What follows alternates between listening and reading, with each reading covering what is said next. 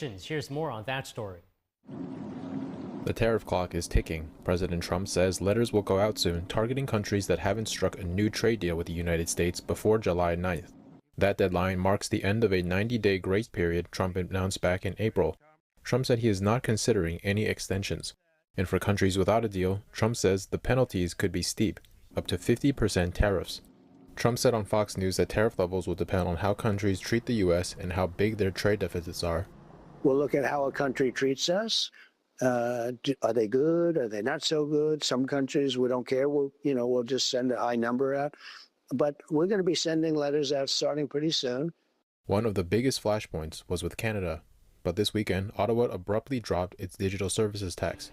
That tax would have slapped a 3% levy on revenues from U.S. tech companies like Amazon and Google, retroactive to 2022. It would have left American firms with a $2 billion bill, which is why Trump announced last week he would be ending trade negotiations with Canada unless they dropped it. But by Sunday, Canadian Prime Minister Mark Carney and Finance Minister François-Philippe Champagne reversed course. Champagne said pulling the tax will clear the path to a new deal that will create jobs and build prosperity for all Canadians. Just 2 weeks ago, Trump and Carney agreed at the G7 to finalize a bilateral deal within 30 days. Now with that July 21st goal back in sight, the two sides may be inching toward compromise. Meanwhile, Trump told Fox News Sunday he had found a buyer for TikTok, a group of what he called very wealthy people. No big deal. We have a buyer for TikTok, by the way. I think I'll need probably China approval. I think President Xi will probably do it. Who's buying? I'll tell you in about 2 weeks. A big technology company there. Very, very wealthy people. It's a group of very wealthy people.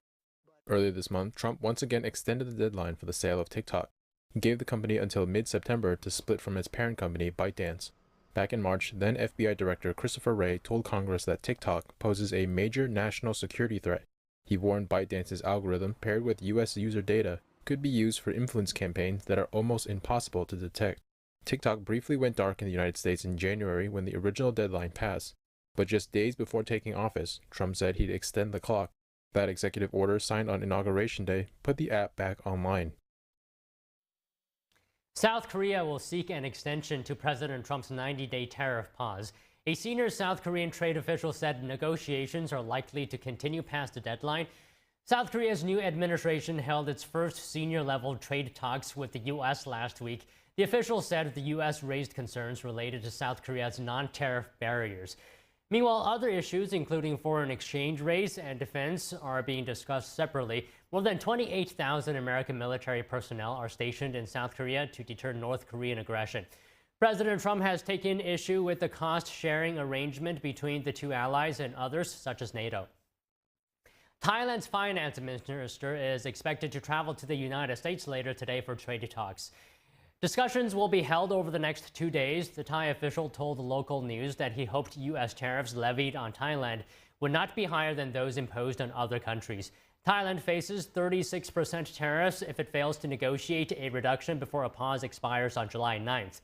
A tariff of 10% has been set for most nations while the moratorium is in place. Earlier this month, Thailand's commerce minister said talks between the two countries could lead to good terms on tariffs, possibly as low as 10%.